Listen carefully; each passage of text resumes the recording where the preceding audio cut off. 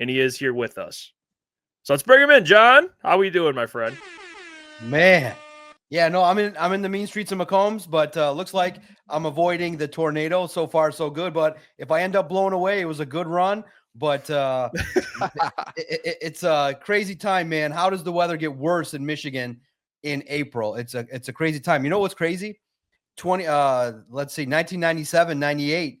I would have tennis matches starting in April. We would start training in the middle of March. So the weather patterns, whatever's happened over the course of the last 35 years has been crazy, because I remember telling my wife, I was like, we used to go out middle of March, start running, training for tennis.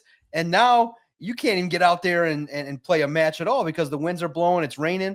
I want to get back to Florida as fast as possible, man. It was nice. Well, we got to get golfing soon, Doc. That's what we got to do. We got to get on the course, Doc. Get out with there with the Doc. So, absolutely. But let me ask you. So you've been covering this. I mean, early this week was insane. I mean, Dan and Brad both spoke. I do want to ask you first with Brad's probably the biggest comment he had, which was about Zadarius Smith. What would you make of his response? They're still in contact with Zadarius Smith. Obviously, he explained why he let him go. But just where you at right now with a possible reunion based on what Brad kind of mentioned there, staying in contact with Zadarius Smith's agent? Yeah, no doubt. And to quickly satisfy the chat, of course I'm still a little bit in vacation mode. Still a little bit. Busy time. Look, I will say this, put it out there. I choose family always over work. So I was in Florida before the owners meeting. I've never gone to Palm Beach, Florida, Orlando, to where they have the owners meetings, or Arizona. They rotate between a couple places. I've never gone. And, if you guys check it out, what's funny is there's a metaphor. If you guys go see the Mike Tomlin photo with Mark Kavaley, that's how reporters look. Do you think Doc wants to hang with people that look like that? No. Or no, I do not want to hang with the older crowd, the burnt out. I want to hang with the festive youth that are partying, having a good time in Orlando. But maybe as I get older, as the wrinkles, you'll never see me looking like that on camera. But that was wide open. That was hilarious, because that's what reporters look like when they're grinding and they're trying to cover the NFL for 24 hours a day, 7 days a week. It's a grind, but there's a recipe. There's secrets to be able to stay fresh and have energy like the Doc. And that's crazy. I don't want to hang with the reporters. I just don't. I'd rather hang with my family and have a good time, hang with you guys and chat. And but look, there was a lot of good reports coming out. They air it out. They air the luck. The blessing is to be able to see the tweets and to see from the social media team what was talked about. And to me, the owners meeting was a lot of confirmation from Brad Holmes and Dan Campbell about the things that everybody was speculating. It was clear they couldn't afford Zadarius Smith at the price that he was at, and they potentially could bring him back. And like we said, remember, we talked about it. They're in contact. Zadarius can party with Cash Doll and hang out and all over the world and relax and field offers when he wants to. He's a vet, and he'll show up to play football to a team that offers him the best situation. And I'm not terribly surprised at all about the team maintaining contact with Zadarius Smith. I thought all of the information that was talked about was pretty straightforward, but there was a lot to dive into. You guys were talking about Ennis Rakestraw, Broderick Martin. I thought the stuff with Jameson Williams was very interesting, and I loved the fact that with certain players like Jameson Williams and Hendon Hooker, Brad Holmes and Dan Campbell said, hey, this is what it's about. It's time for them to do what they need to do to continue to show what we need from them. And I love what's the best thing about the Lions in covering Brad Holmes and Dan Campbell. They're pretty transparent with a lot of the things that they talk about. And it's great to be covering a team where the things that we ask about and the reporters, the great reporters in Detroit ask about, you get pretty much direct answers from the team. Doc, I'm going to start off with this. Mark Caboli, the guy in that picture, absolute legend. I know you know it. He works for the Pat McAfee show. That might have been one of the funniest videos of all time for a reporter. That man can do whatever he wants. If he wants to sleep next to Mike Tomlin, hey, he can get that man a pillow and a blanket and let him sleep, Doc. No, I don't want to bring up this, though, with the whole Dan Campbell stuff in the comments this week. One thing that stands out to me a lot, especially with Kelvin Shepard being the new DC, It seems like Dan's making these comments that Kelvin is constantly trying to find new ways for this defense and make changes. How many changes are you expecting on this defense? And I'm not saying like personnel wise, but more so like schematically. Like, are we going to see less man this year? Are we going to see them try different things? Because the 2 or 3 times Dan's talked about Kelvin Shepherd, every time he's mentioned how Kelvin's in the building, trying out new things and bringing up new ideas to him. So it feels like that there might be maybe not a complete new defense, but there's going to be a new style of Detroit Lions defense with AG gone and Kelvin Shepherd stepping in. Do you kind of get that same feeling as well? Yeah, I look at it from the perspective of the talent. I do think that there would be some benefits to help out a little bit, to ease the blow a little bit for Terrion Arnold and DJ Reed. It's tough to play that level of man-to-man coverage in the league. And maybe that if they were able to get that rule change approved where they could hold a little bit more and not have it be such a massive penalty, then maybe they would continue to do it. But I still think Dan Campbell, and what you see is that he has staples. They have staples of the offense in terms of running the football, running off a play action. And then defensively, they want to play still man-to-man. I would not think that having the same defensive, I know the change at defensive coordinator, but having the same defensive backs coach, you don't want to change it up too much because you drafted players that fit the scheme that you believe you want to run. And I think that DJ Reed has played man coverage before. I know he played a lot more zone with the Jets, but I think that Terrion Arnold, having played so much press man coverage his rookie season, should benefit from that. And what the Lions are able to do, and it's really good, it's indicative of good football teams, they want to be able to play any which way and succeed. That's why they are so diligent in looking for draft prospects. They want to say, hey, they are truly a matchup-based team. If they feel like man-to-man is what they need to do to win, they will execute that. If they feel like they need to do more zone coverage or, zone man blitz packages, they need to, focus a little bit more on dropping back, they can do that. If they need to feel like they have to pressure a little bit more, then they will do it. And I do think that the opportunities are there to do more things. It's going to be interesting to see who they target in the draft. But yeah, I think that the Lions should experiment with opportunities to try some new things defensively, because they still gave up a plethora of yards in the pass game. But what was good about the defense was, yeah, there's a lot of things to complain about, the things that we are all talking about in terms of getting sacks and finishing. But I think the thing that was really impressive last year was, even though between the 20s they gave up a bunch of yards, when it was time to clamp down and play well in the red zone, that defense played really, really well. And if you check out Lions on SI, we did. We're doing a couple of series of stories where we look at what John Morton and Kelvin Shepherd can do similar to the former coordinators and what they can do opposite. Christian's doing a great job of bringing information as to what was really done well by the Lions and what can be tweaked a little bit. And so check it out. Kind of staying with the same discussion here, Doc. When you look at Kelvin Shepherd, obviously coming from the linebackers room, worked with the different position groups as well. But when you look at this defense, do you think this is the year that we see Jack Campbell overtake that green dot with Alex Anzalone? Or do you think that Anzo, yeah, he's a little bit older, but he's still got a lot left in the tank and Jack could be closing in? Do you think this is the year that Jack kind of overtakes Anzo, or do you think it stays a similar situation to what we've seen the last 2 years? No, very similar. I think that as long as Alex Anzalone is the leader of that team, he should wear the green dot. He should be the leader. It's great that he's got his position coach now as a defensive coordinator. I would expect fully that Alex is going to have a little bit more say in the defense. And I would look. And here's the thing. Always remember, too, that the green dot is worn by everybody in training camp, in off-season workouts. They get everybody acclimated. And so, yes, it's a big deal symbolically who wears it. But really, in the end, it's just the job of the individual to relay what the call is to help organize the defense. Jack has done it very well, and he had those opportunities in training camp last year. So that's why when Alex went down, Jack was able to seamlessly handle it. And as well, Derek Barnes, I think, is a natural leader when he gets back out on the field. Will have opportunities in training camp to kind of lead the defense and be that emotional leader. But Alex Anzalone is the leader of this defense, and he should be the quarterback and the captain. And Jack Campbell, I just hope that he continues to play at a high level and avoid the friendly fire. And make sure to, as a reminder to Jack, hit the opposition not the guys that are wearing the same uniform as you. Yeah, that that happens. Seems to happen. He just runs around like his head's on fire, and I love it. But guys get hurt. I mean, it's just how it works. But Doc, let me ask you about. You mentioned J-Mo, and we heard the comments. Correct me if I'm wrong. Brad seemed a little hesitant. You could tell a lot of GM, like the GM speak bot mode turned on when they asked about J-Mo. It was a very this don't really know how to answer this, but we're just going to pick up that 5th-year option. And I don't blame him. It's kind of a weird situation.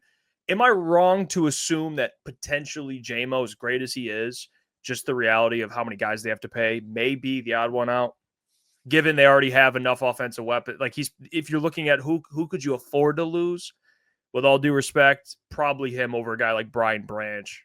Jahmyr Gibbs. Jahmyr. But your thoughts on that, Doc? No doubt about it. J-Mo, it's always interesting trying to get me in trouble.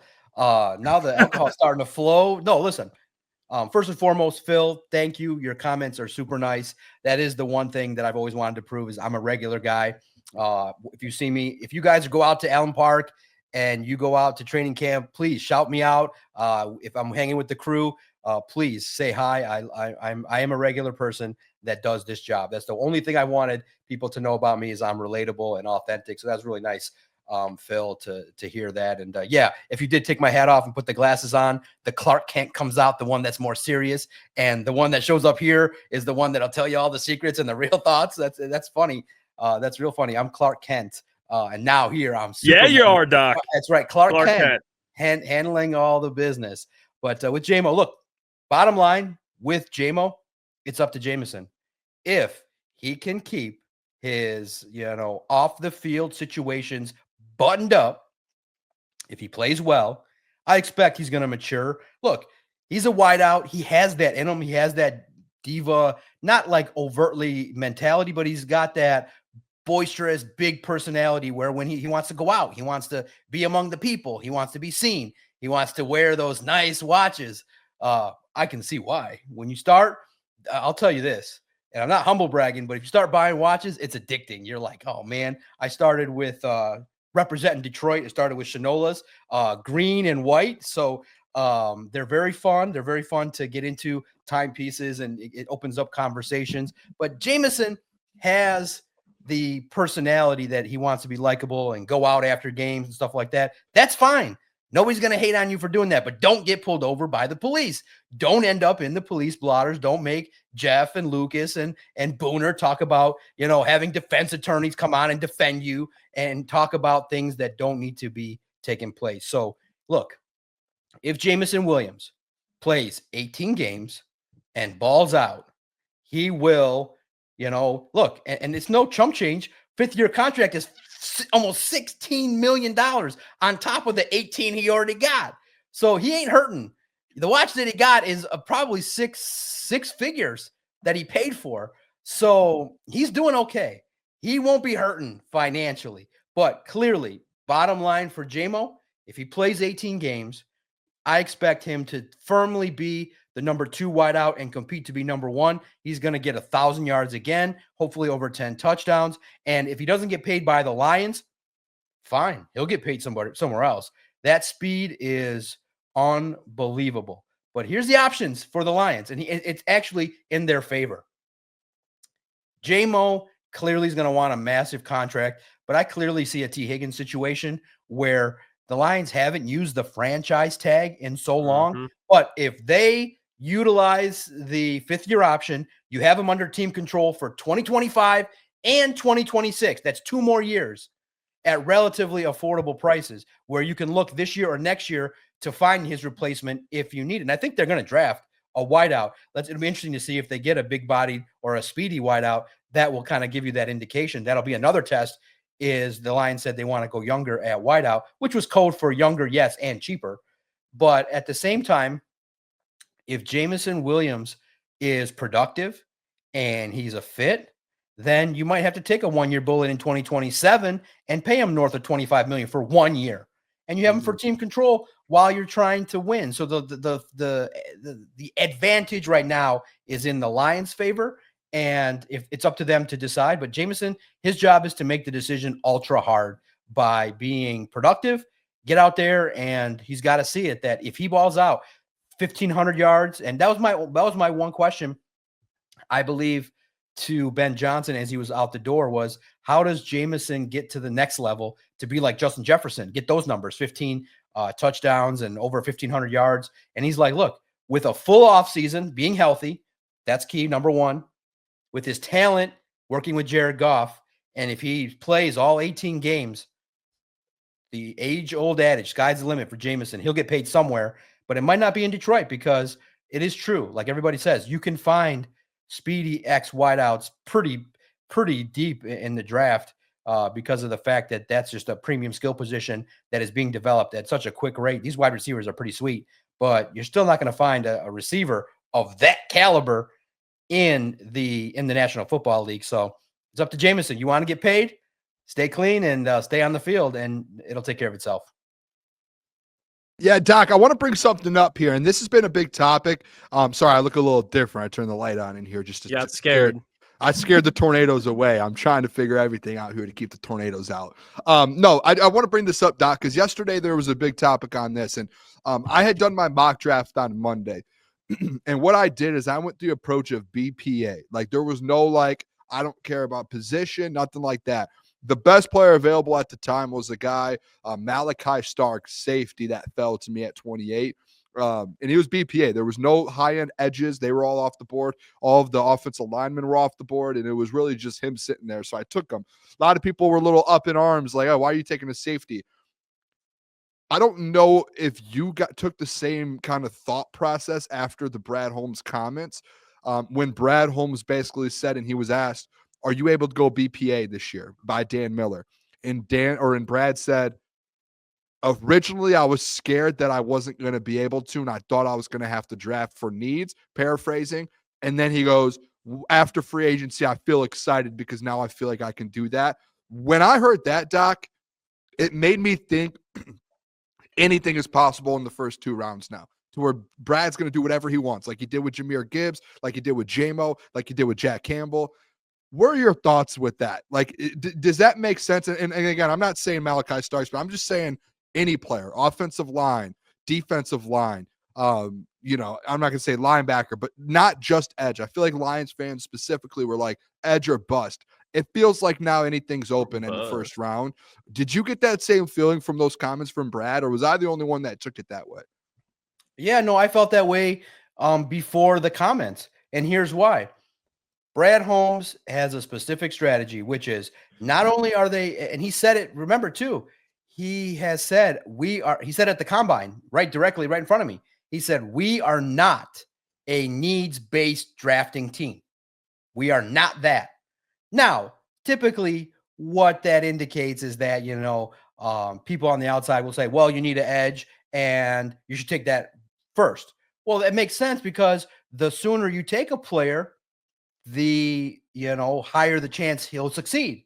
So I'm hoping that the best player available, they feel maybe falls is like a Shamar Stewart or an edge rusher that people believe can. I'm hoping the BPA is an edge rusher at 28, but there's also opportunities. Look, I don't question really too many things that Brad Holmes is going to do in the draft.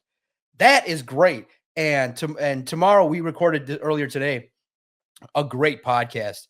Doc and Jock was just really, we're just really hitting on all cylinders, saying, look, the general managers in town pretty much know talent in the draft. They know what they need. What the issue is that to round out the roster, why are the Pistons having success? They rounded out the roster with some decent talent in free agency. That's all we're saying, is that Brad Holmes is not going to be questioned for too many of the picks. Yeah, Broderick, Hendon, maybe Levi, Iffy. That's 4, but he's still got such a great hit rate that the draft is going to be great. This is the best time of year because this is Brad Holmes season. I'm excited. Cheers to that. We are not questioning Brad Holmes' draft strategy too much. It's a deep OL and offensive line and defensive line class. It's going to be fine. I would not be surprised if they took a wideout at 28. I would not be surprised really in any position. If it's Malachi Starks, if they feel, and because the Lions protocol to get a player is got to be gritty, has to love football, has to have a super high IQ, doesn't commit any crimes, has to be, and I know this one might, I don't want to upset anybody, but, they probably, if they're God leaning, that puts them in a favor with the Lions as they pray a lot. They're a religious kind of group. You see Dan Campbell praying before they start airing the speech. They do pray. They want community-minded, good people. And I think that if a player gets selected, then he fits everything that you would like. And here's the clue. A lot of the picks could be from the top 30 visits. So when the draft approaches in the next 3 weeks, you'll start to see more names get reported as to who are the top 30 visits. Every site's tracking it. You can go find our tracker. Just Google top 30 tracker SI. You'll find it. You'll see who's visiting. A lot of the picks will tend to come from those that get the in-depth work. Shamar Stewart was in town today. Tried to get in touch with him, but got no response, which was fine. Got responses from some other people as I was texting agents and come on now, Doc. They didn't reply. I don't think he's going to, I was a long shot anyway to have him work out with the Lions and then come on a podcast, but you still try, you still have a good time with it. But I love this season now because we've moved away from free agency a little bit and it's not rounded out yet. I feel like they should have been more aggressive in free agency, but they're not. They are telling you we are going to be disciplined. We are free to debate that. If that's going to work, I don't think that's the best strategy because, and I said on the podcast, hey, your mentor, Les Snead, was a little bit more aggressive than you are. Why did you skip that lesson from Les?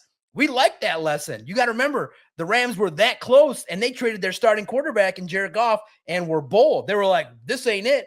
We're going to trade Jared Goff for Matthew Stafford, and we're going to make some more moves. They were aggressive. So I'm more in favor of that. Fortune favors the bold, but I am not opposed to Brad's style of thinking because he wants to be disciplined. Winning is fun. And at the same time, as you guys were talking earlier, when you win 15 games, you can charge buku dollars for the next 3-4 years. But to me, I'm a one-track mind person. And I feel like it gets you in trouble with a lot of people that are fans and stuff like that. But I don't care. I've always been, I'm first or I'm last. And that's been my attitude. That's how I've been successful in my life is push to be the best. Don't just be an average podcaster. Be somebody that can take your podcast and sell it to someone. Take your stuff and try and do good with it. Don't just be average, pay for mics, pay for mixers, do stuff to do things that are bold. I've gotten into so many arguments with my family saying, hey, why are you spending money on this? And why are you spending money on that? And every single investment I made in the podcast was rewarded. And I just rub it in their face all the time. Say, hey, it was funny when I was driving back, 20-hour drive from Orlando over 2 days. Oh, good God. What, you didn't fly? We'll talk about my fears here in a minute. But I said to I look over my wife and said, hey, remember that $1,000 investment on the computer you bitched at me about? Look what it turned into. Hey, remember that argument about the microphones and all the space I took in an office to build a podcast? So I always believe fortune favors the bold. Be bold. Try stuff. And look, you think is Lucas really going to come on air and be like, oh my God, I'm so mad that Brad Holmes put us in cap peril by getting Trey Hendrickson, getting Von Miller, getting good players, getting Darius Slay. You think that we're all going to complain if they're aggressive? Now he's put himself in a chopping block where if they don't win over the next 2-3 years, the arguments and the disdain is going to grow because you're charging your fans more and you haven't paid it off yet. The last step for the Lions is to pay it off with the Super Bowl. And every single year it gets a little bit tougher. So I'm of the opinion you be aggressive and you go balls to the wall every year as much as possible within the cap. But, the Lions have a different philosophy and you can respect it for them sticking to it despite the whole fan base going, what are you doing? Doc, I don't know if I like that impression you just gave of me. Tyler in the chat did, but moving on with said questions. When you look at that, I think I've asked you this question before early on in the offseason, but now kind of there's been more things that happen in the offseason. When you look at this draft board, 1 through 32, is there any situation as a Detroit Lions fan you do not want to see happen? I've talked to the boys a couple of times on this one. Like for me, a hypothetical, Like, I do not want to see Will Johnson land in Chicago because I already have Jalen Johnson. Now you had Will Johnson, who I think is going to be really fucking good. Like, I think that's like the last thing I want to see. When you look at the NFC North with the Packers, Vikings, Bears, is there a pick for either of those teams? It doesn't have to be all three that you're like, I don't want that to happen as a Lions fan. Yeah, no, a couple of things. I don't want to see a top-end premium wideout go to the Packers because that would test the defense. I don't want more weapons offensively for J.J. McCarthy. I'm comfortable against the Vikings and Packers. With the Bears, you don't want Gentry to go to the Bears, which I think people are kind of swirling around, kind of reading the tea leaves. And everybody, I think the betting odds indicate that Ashton is a big favorite, the talented running back. People believe he's the best, kind of Jahmyr Gibbs-esque kind of running back that can do a lot of things. You don't want to see that for the Chicago Bears. I just don't want to see Trey Hendrickson land in the division. Obviously, hearing the McAfee interview and how the contract negotiations haven't gone that great, and he's kind of doing it in the media, which is never good. So, I look, in the end, I'm like Dan Campbell. You don't get scared about what the teams in the division are doing. You monitor it. You clearly don't want Jared Goff to face a lot of pressure from the Commanders or the Rams. You don't want them getting, great edge rushers that are going to, dominate and beat your linemen. So we'll always pay attention to what the others are doing. But at the same token, the Lions still have a lot of talent to be proud of and are going to compete. And I think that when you look at it, you're going to get, and going back to the draft, you're going to get a guard tackle swing combo. You're going to get a great lineman. You're going to get a great edge rusher. I believe you're going to get a wide receiver. I do think that a linebacker is going to put the writing on the wall that Alex, I think in his last year of guaranteed money, will be, you got to find that talent. We're going to dig deeper too, because the writing's on the wall. Alex, I think, also knows it too. He's getting older. It's a physical sport. He may end up with a short-term deal, but I think the Lions are going to look younger for more athletic. They're going to look for the next Alex Anzalone. And so I'm basically doing my own mental processing of what I need to start writing about because I'm still in vacation mode and this alcohol tastes great. But we got to find you got to find some replacements. The next Alex Anzalone, you got to find the next Taylor Decker. You got to find some replacements. The next Graham Glasgow. Maybe it's Luke Nelson, maybe the combo center that the Lions are going to bring in to work out, which would be great because I got to behind the scenes talk to him just a little bit. So that was cool to have a reporter interact with them and get some information. That's always great. So, but look, I think that, the Lions are going to do their due diligence and get a roster that's going to compete. And this is the best part.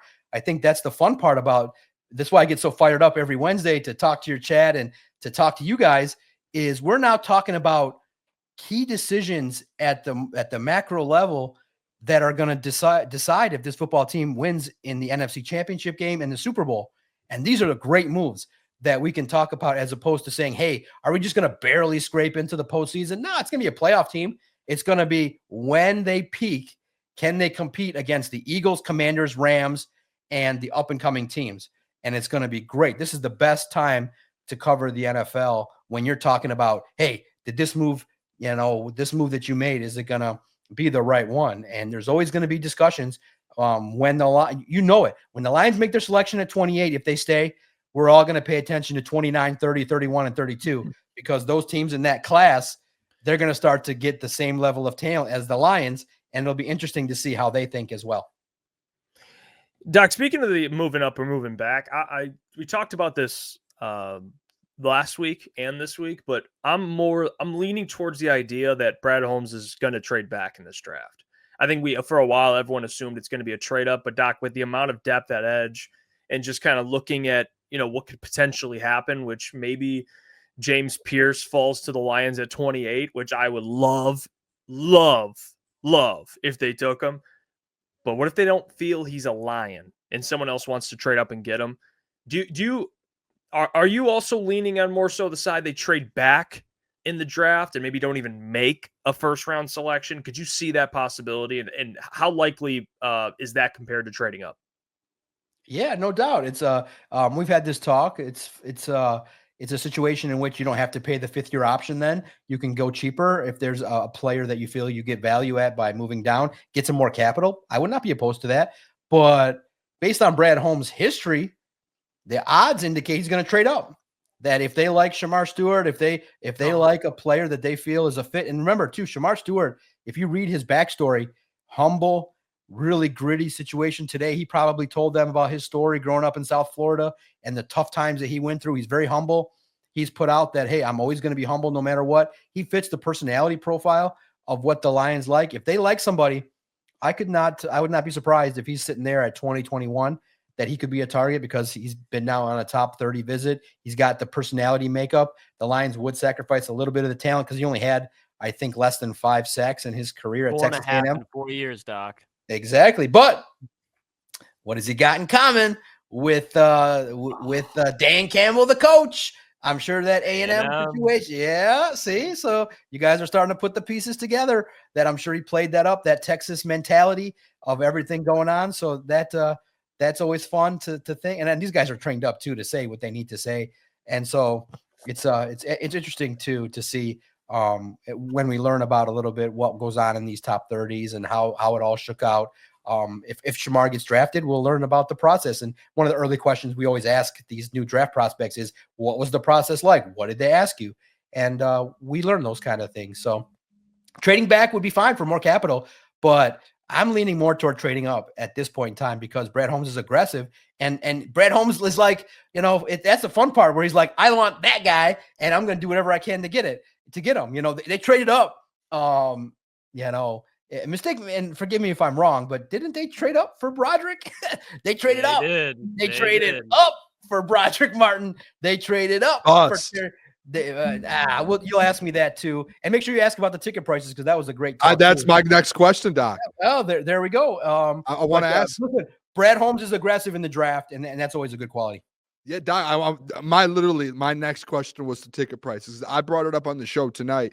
I have seen a lot of people on Twitter not happy. And this is like year 2 or 3 of this happening. My side of it, Doc, and I think the boys kind of agreed with me a little bit. It's like, hey, welcome to being a good franchise. Like, we're finally here. If you want to go back to 15 years ago, be my guest. But this is a part of what it is to kind of be great. And this, there's luggage that comes with being great, and that's part of it. What are your thoughts on that and the fans kind of being a little bit upset about it? Yeah, no, it's very interesting. I'm going to choose my words carefully because I did hear your comments at the start of the show. Part of the best part about Wednesday and throughout the week, I'll peek into certain segments. I love the Saturday show you guys put out there at 10 a.m. Caleb, I feel, is a great talent along with Mike. You three are a great, great trio. But, and again, you guys know you're not going to take anything I say personally. So because you guys know I've golfed with you guys. I wouldn't show up here. I can show up and do anything. And I wouldn't show up here if I didn't respect you. But you guys sounded, and Booner sounded like, and then Jeff was like, well, I don't like going to games, so I don't really care. But you guys sounded like some elitist Rod Wood followers. And we're like, Rod Wood literally stood out there and said into a microphone, I didn't hear any complaints. That is so out of touch with the average person. He did understand the business side of what he was saying, which was exactly accurate. The reason they jacked the prices up is because people are going to pay it. There's enough people to pay it. But you can't discount the fans that are hurting. You are, and I relate to this personally because it hit me directly. It didn't affect me in that. And again, I don't want to sound elitist, but when I was a season ticket holder, my tickets cost $40 a ticket in the 17th row in the end zone. That was fine. Workable, $400. The next year, it went up. No problem. The next year, it went up. All right, we know the trend here. I said to my boy, in the time I was a season ticket holder, we won 4 games. And there were games that were just awful. It was times where the Bengals fans took over Ford Field. It was the clown show with Matt Millen. We basically would show up and laugh and get bombed and just laugh at how the Lions were going to lose. We would bet and play games as to how are the Lions going to lose today? Are they going to blow a lead? Are they going to, have 50 penalties? Is Joey Harrington going to throw it to the other team? What's going to happen today? How are they going to lose bingo? But then eventually, by the 6th, 7th year, my boy came to me. He's like, John, he was in an early point of his career. I was fine. I was working, and I've always taken the attitude of with money. All right, I got to make more of it. I got to find a way to hustle and learn and have a business and figure out how to take care of myself and have things that I want. So, and I'm cheap, and I can budget. Like, I can roll off of anything based on how I handle my finances. But my friend was like, John, I can't do it anymore. And it was a joy to do it with him, to tailgate. We would tailgate, but what was now LCA. We shared so many great memories and laughs and getting drunk before the games and just being like, these Lions suck. They're never going to win. What are we doing? But it was never for me hurting to pay the bill. It was just like, man, they're just jacking up the price for a shitty team. What are they doing? And it wasn't fun, but my friend made the financial commitment, and he said, I can't do it anymore. So we gave up the tickets, and I was no longer a season ticket holder. And it hurt because it was also a bonding experience with my boy. He was my brother. It was something I look forward to. We froze together in December with charcoal on the ground, going bonding over the Lions. So you now get good, and the first thing you do is you go 40% raise. And I'm talking about not steady, not being, a situation in which the fans in Detroit understand that you're going to make money, but you're getting back to standard levels. You're taking it to a level where you're making up for lost income from COVID. You're jacking up the price. Like, it's a jarring when some seats go from $1,000 a year to $3,500. Like, most people would be like, okay, you go from 1,000 to like 1,200. So you have to sympathize. You can't say that. You can't say into a camera, nobody complained but the brokers. No, they complain loudly. Doc, don't tell me how to feel, Doc. You taught me that. Listen, don't tell people how to feel. No, I'm not telling them how to feel, but you told me don't sympathize or whatever the word is. You don't hear the complaints because when you go, people financially have commitments. They got a mortgage, they got things to pay for, and the Lions are a commitment that you make. And so the idea is that Rod Wood and you got to sympathize with people that can't do it. Like, I can't tell my friend, bro, make more money. I couldn't tell him that. He was early in his career. Like, I could do it. Some people could do it. I could pay for season tickets. I could pay for 4 of them. It's not a problem. But I sympathize with the people that can't, because they love the Lions. They love their football team. And so what would have been better would have been hey, thank you guys for being loyal when we sucked for 25 years. Hey, we could raise the price 35%. We're just going to do it 10% at a time. Just lightly get into jacking up the price. But the Lions, listen, it's capitalistic. And I agree with you, Jeff, going to sporting events is very expensive. You can't take a family of 4. And so now this is me personally. So once I realized how much money I invested in the Lions, okay, when the opportunity came to make money, I said, all right, and don't judge me. I said, all right, I'm going to recoup my effing investment on these Lions. I'm recouping it for all the time I spent, for all the nastiness I saw at Ford Field, for all the shitty draft picks that they had. I said, I'm going to recoup my investment times 50. And I said, all right, here's how much I put into the Lions. I knew exactly how every penny I spent. I knew I spent this much. I said, all right, I'm going to get an opportunity to cover the team and recoup the investment and make some money on covering the Lions. And it worked out great with my passion for sports and my ability to make things happen. But not everybody has that capability. Not everybody gets the luck that I got. I got certain lucky situations that happen where people were like, hey, trust that guy, or hey, give him an opportunity. Some people don't get that opportunity. So I don't sit here and not think about the fans that are hurting to pay it. It's expensive, and it stinks that a fan has to message me, man, Doc, on Twitter. They're like, I used to pay $700 for season tickets, and now I got to pay $1,900. I mean, are you kidding me? It's a tough decision to give up something that you love a lot. And unfortunately, some people will. But it is one of those things where survival of the fittest sometimes is not so nice. But in the end, okay, and here's where you are right, Booner. And I tell my friends this all the time, and they can't because people are and I tell this to my clients in practice. Money is not emotional. Business is business. And there's only one goal in business. One simple goal. And I tell this to every client I sit across from when they talk to me about business and everything. I go, they don't care about your feelings. They do not care. Rod Wood sits in front of an Excel sheet and he looks at the P&L of the Detroit Lions. And his job is to maximize that profit and loss.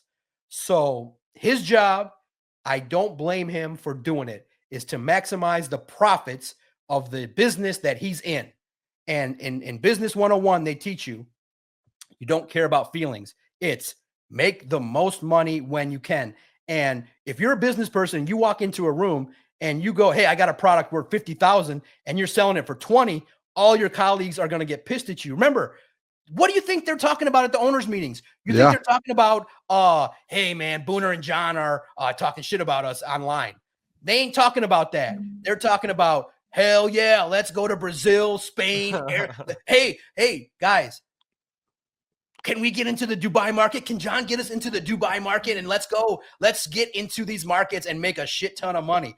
That's what they're talking about. How do we get more money from the NFL Network? How do we get more money from ESPN? How do we get more money from Joe Blow in the street? That's what they're talking about. But at the same token, your comment publicly should be, hey, not hey, we got 40,000 people that are going to pay the price if we don't raise the price. If you can't have a ticket, 40,000 people are going to pay it for you. You should say, hey, we sympathize with the fans that can't, and we'll try to do as many things as possible to make up for people that don't have that opportunity, because you are pricing out the average fan. Yeah. When you do that. Can I just want to respond to that too, because I don't want it to come off as a way, and I don't think I said it, and I don't think any of us meant it in a way to where it's like it's not that I don't feel for the fans that, are getting priced out or don't sympathize with them. Definitely do. And it's like, yeah, that side of it sucks. But like, it's a real world we live in. And it's like, this isn't just a Detroit Lions Rod Wood thing. This is NFL, NBA, NHL, Major League Baseball, NASCAR, Formula One. This is a business. This is a thing that every single league deals with, to where if a ticket price and you're looking at it and you're going, hey, like supply and demand, like people, this is a demanded ticket in town, is the Detroit Lions game. You can't just sit back and be like, oh, we're just going to raise it 10%. Because then if you do that, then you look around the league, other teams aren't going to do it. Like it takes a hit everywhere, all across different leagues. To me, it's like, it was going to happen. Like, if you ever wanted the Lions to be good, one of the worst franchises of all time turns it around, this was going to happen. I just don't like I will sympathize and I feel for those fans. But just every offseason, like, the price is going to go up. I don't like, again, like the complaining and all that. It's like, what are we complaining about? Really? Like, your team is elite. You have a Super Bowl contending team. They built the team. You knew as a season ticket holder that when it gets to a certain point, you're going to have to pay a certain amount. Whether or not you got those tickets thinking that it would never get there, you knew if you became a Super Bowl contender and you were going to go win a Super Bowl, at some point, the price is going to get to this. Like it was like this with the Patriots and the Chiefs. Like, when they get to a certain point, these are the prices. Now, like, I had season tickets for the Pistons. I said, if they got as good as they are now, I dropped. They were raising the season tickets as they were getting worse at LCA. Now today, if I held on to them to today, they would have been triple the price that I was paying 5 or 6 years ago. And that's just a fact. So it's like, that's where the complaining, to me, it's like, listen, like, you have a Super Bowl contending team. Are we really just going to complain about the prices going up because it's a good thing that that's happening? Like, they're able to invest now more into locker rooms and different things to help you get to a Super Bowl. It's just, to me, it's like, this is such a thing. I sympathize. I do. I get it. But we just can't every offseason. Like, it's going to go up. Like, market value goes up. Inflation goes up. Everything's going up. It's like, welcome to the real world. Right. But now, Booner, you are missing the one piece to the puzzle, which is you are charging Super Bowl caliber prices highest in the league when you have 0 rings. Marketing. You are a contender and you are not a winner. as you of are right now, not the a Lions are probably Super Bowl the biggest contending brand. team. Your prices should be top That's wrong. 5. You're probably the biggest brand in football at the moment, the Detroit Lions. No, over the no, last they are 2 not. years. Over the No, last they 2 are not. seasons, going from never winning a Super Bowl to being a contender, a team that went 0-16 to a contender. The Lions are the most marketable team in the NFL right now. That's a fact.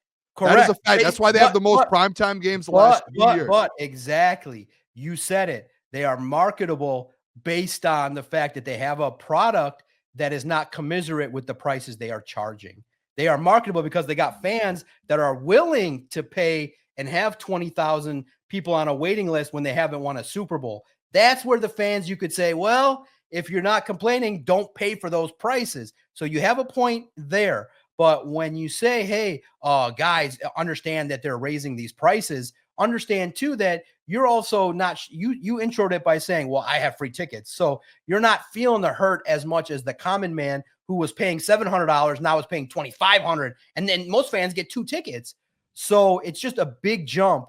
And so what the issue is that the Lions are, and that's unfortunate because it's not just the Lions, it's a league-wide issue where they're jacking up prices at such a high rate that you want the fans to be in the stands that are more than half corporate. You know what I mean? I agree with that. And when, I agree with you that. do 100%. this, you are not getting that. You are and then also too, and here's the part that also stings, when you know that they're monitoring what you do with those tickets. If I invest $3,000, I want to be able to do whatever I want with those tickets. You know what I mean? I don't want you calling me a broker if I decide, hey, you know what? I want to make some money off of this. I want to, if there's a market and supply and demand, and I have a ticket and I have 3,000, I put 3,000 into it, and somebody wants to offer me, for the last 3 games of the year, $10,000. I don't need you to then watch because I have the right, in my opinion, to those tickets, and I think that to have it both ways benefit the team is a little bit unfortunate. I think if you want to raise prices 40, 50%, now it ends up being an average like 30% across the board. But if you want to do that, fine. Let the fans sell it. Let the fans also have a way to be able to, hey, you know what, you guys, if I want to sell the NFC divisional game and then the next game, if I want to sell 5 games in a row, that's my right. I've invested and I have the opportunity to go. So that's where it's just a little bit the common man is feeling like the teams are maximizing, reaching in their pocket when they don't have to.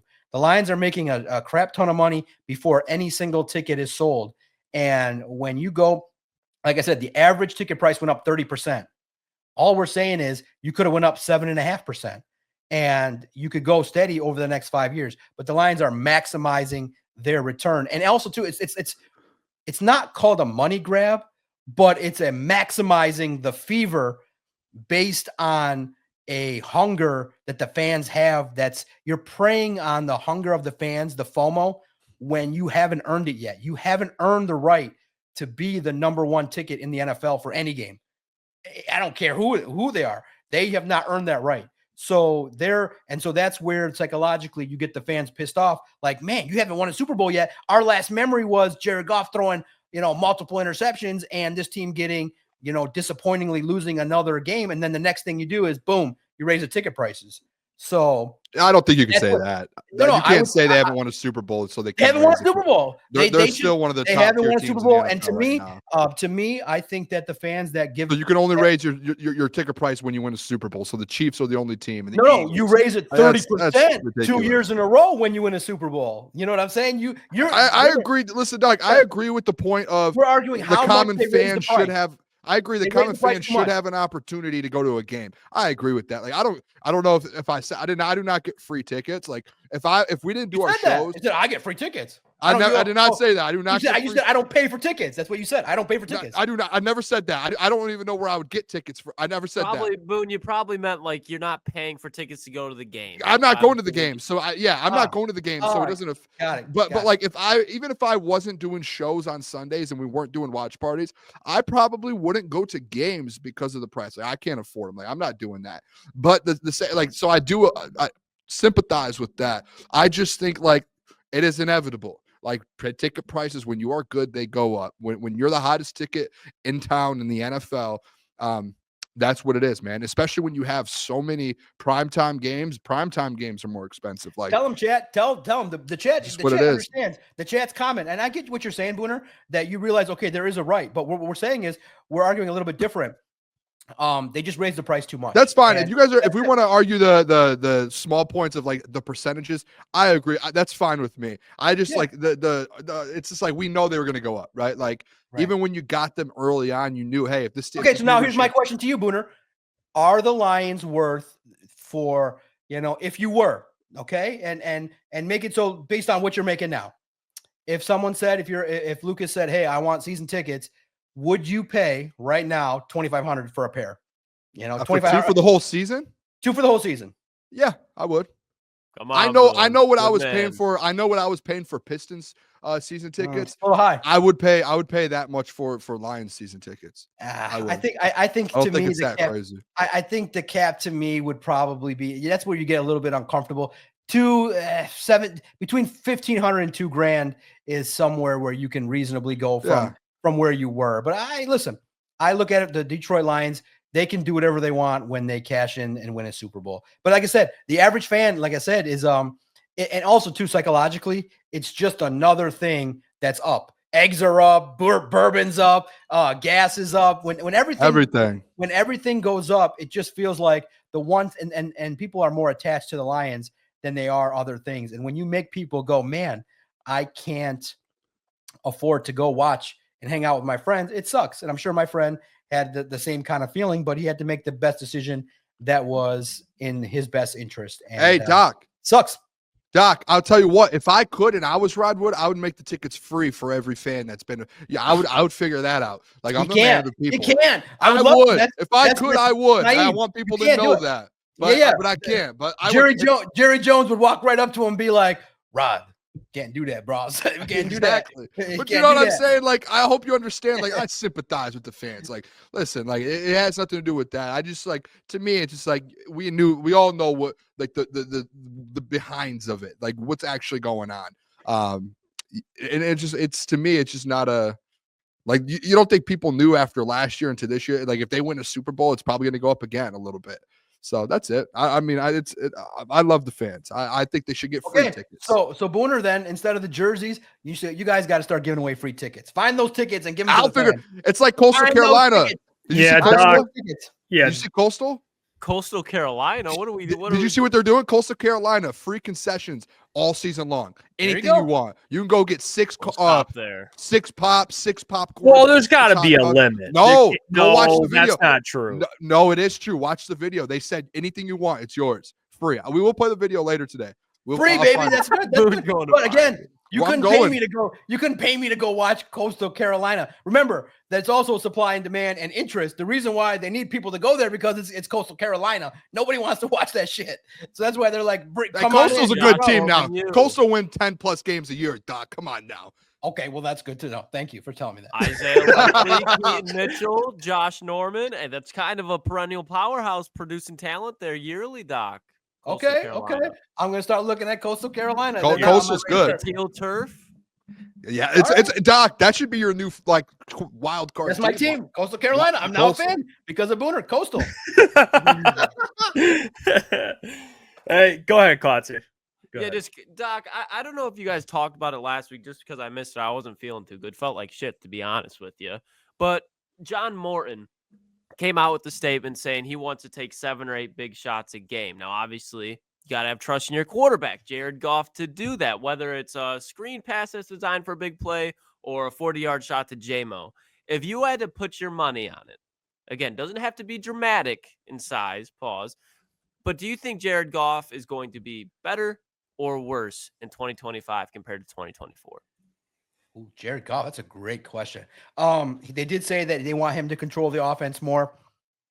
It's going to be a situation in which I feel like it's going to keep rolling. Jameson's going to get better. Amon-Ra better. Jameer, I would think just better. I think maybe similar touchdown numbers, but what has to decrease is the interceptions. I think that can be cleaned up a little bit. Maybe they, take a couple more chances deep. That's going to always be part of an offense when you have Jameson Williams. But I think that for Jared Goff, you want to run the ball more and you want to have opportunities to take advantage of the skills of Jahmyr Gibbs, who should be elite this year. Everybody draft him top 5 in your fantasy. He's going to deliver a lot of touchdowns. And I think that you want to be a little bit more, maybe less reliant on one of the things that Christian wrote in regards to how John Morton can be different than Ben Johnson. You still want trick plays, but maybe just a little bit less. You want to be grinded out, run the football, smash mouth, and then get play action to Laporta. I think Laporta has to step it way up. So I think the efficiency will go up. Passing percentage will go up. Touchdowns probably maybe go down a little bit because you hand it off to Gibbs and Montgomery. So I would look at it like the biggest key to me is lower the interceptions. They picked up a little bit late in the season. And so I think that Jared Goff's going to have a fine season. He's one of those players that you just need him to not bomb out when the postseason hits. And it's unfortunately there. So fans, get your drinks ready because you got to kind of be like, all right, are we going to get bad Jared Goff today? Or are we going to get the guy that's professional and gets the football around in the postseason? And you always got to worry about that bad Jared Goff game, but I would not worry about the offense. I think the continuity, and like I said, that's why it was so great that when I came across John Morton's name, that was within 10 minutes, I'm like, oh, this is the guy. I tweeted it out first. I said, this is a guy to pay attention to. He fits everything. He's perfect. I looked at it. I'm like, was here, previously interviewed, worked with Jared Goff, and Dan Campbell said, I said, this is the guy. I put his photo up online. I said, this is the guy. And then 3 days later, the national media said John Morton's going to be talking to the Lions. It was clear that was the guy when you saw the writing on the wall. No secret there when you do the research. So I'm happy with the Lions offense. What's going to scare the shit out of me is that defense. If they don't get to the quarterback, if they don't pressure more and finish, the word of the year in 25 is finish. If they don't finish, they're just going to be a pretender. Hey, Doc, real quick, has nothing to do with the question I just asked you. What do you think from the first 6 games of the Detroit Tigers so far? What are your first impressions? Love it. Great question. I was watching the Dodgers series in Florida, and so I love the fact that I got a nephew that loves sports. I got kids and they love sports too, but not as diehard as my nephew. He's a mini-me. And we're watching the Dodgers and I'm like, God, I'm jealous because and I talked about it extensively tomorrow on the podcast. That's what I want for one of the teams in Detroit. Any of them.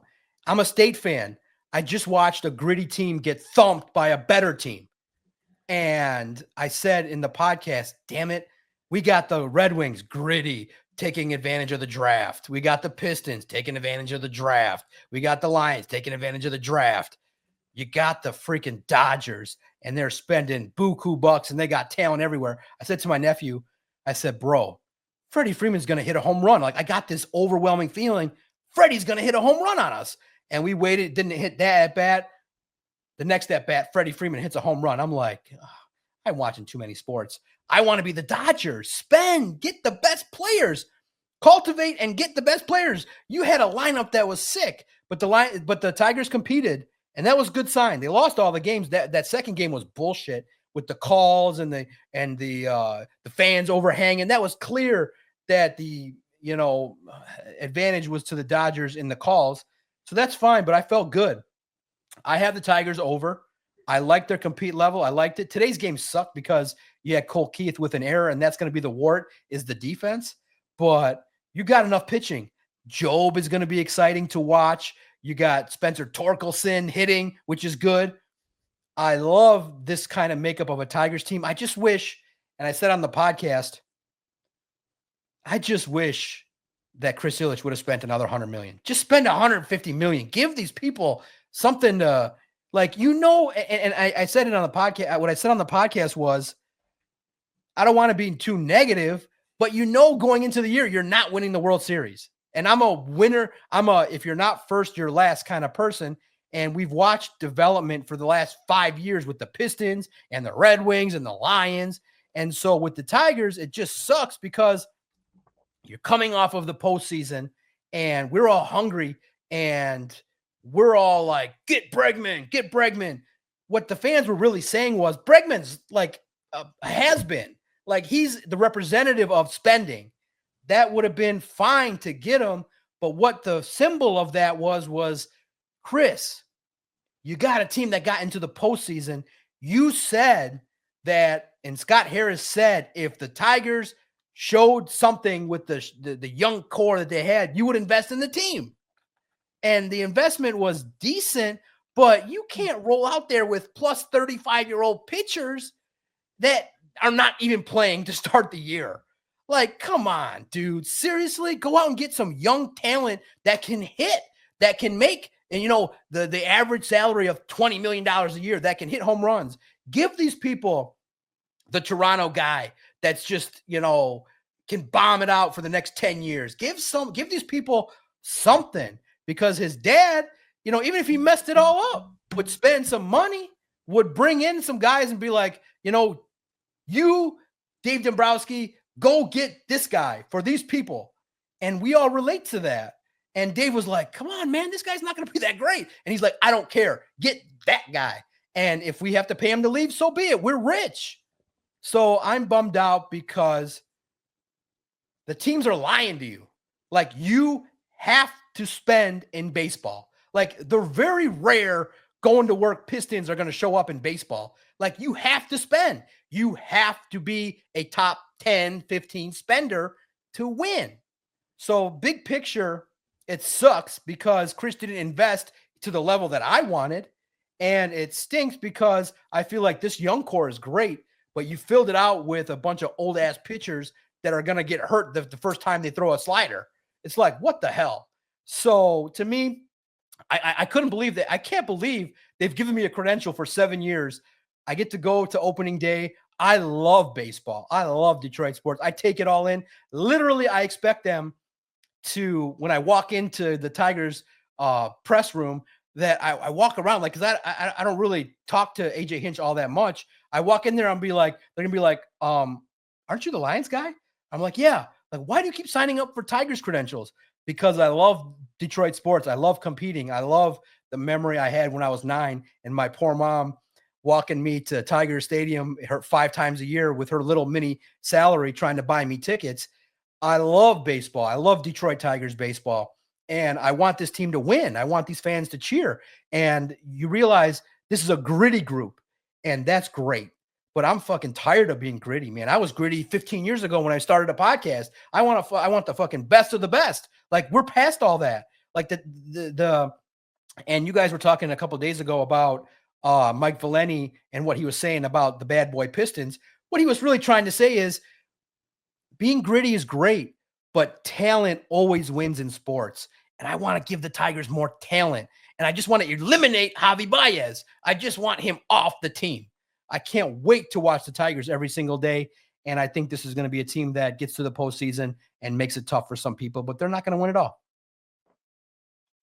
Well, Doc, let me ask you before we get you out of here, because I do want to ask you about this. Brad or Dan actually answered the question. Graham Glass, you have Graham at potentially right guard, Mahogany, Manu, who could play some guard, and then potentially a draft pick. How do you think that guard room shapes up? Now you still have Colby, but just going into next season, what's kind of like your early thoughts on that room? And maybe Manu potentially playing guard. Yeah, no doubt. And again, I apologize. What's the best part about being me is I'm such a lightweight, and I'm a bigger dude. Like, I'm not really all that skinny. 1.5 glasses gets me all relaxed. Like, I am a cheap date, and I get like relaxed off of 1 glass. It's the best. It's the best. Like, 1 glass, I feel good. Let's go, Doc. We love the stresses of the world are over. Guard room, I think you mix and match. And I think actually I sound better. I sound smarter the more I drink, which is crazy. But I don't want. I apologize. I apologize if I'm rambling. But I love this. This is great. You try and you mix and match Glasgow left side, right side.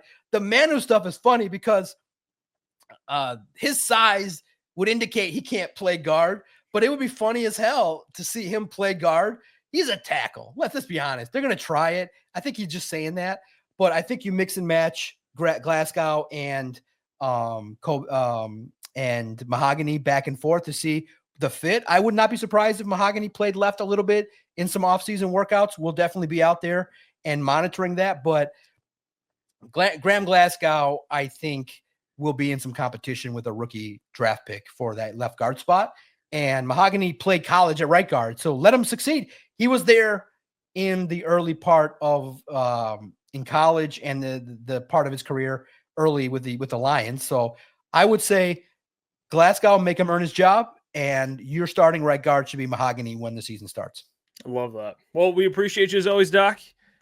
Keep up the great work. By the way, everyone, Detroit Lions and Sports Illustrated, Doc has it covered. He's doing a good job, as always. We'll talk to you next Wednesday, my friend. Enjoy your night, too. I will. I'm going to enjoy it. You guys are great. You're killing it. I love watching your guys' videos. The chat, light these guys up a little bit when they need to, but these guys are doing it. They're the next big thing. They're crushing it. Hey, come on now. Get these guys to 13,000 by next week. Let's go. Hit my emoji. Get these guys to 13,000. They deserve it. They provided me a platform, and these guys are crushing it. The next wave of great talent. I'm looking at it. Cheers to you guys. Cheers to the chat. And one last thing. I'll say this.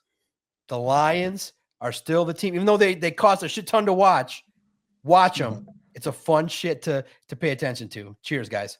There you go. John Maakaron, Detroit Lions, Sports Illustrated. Joining us every single Wednesday. And he's one of one. Hey, what's going on there? It's Jeff Iafrate. Appreciate you for finishing the video. You can check out one of the videos here suggested or show support by commenting, liking, and subscribing. And buy your merchandise, officialctsports.com.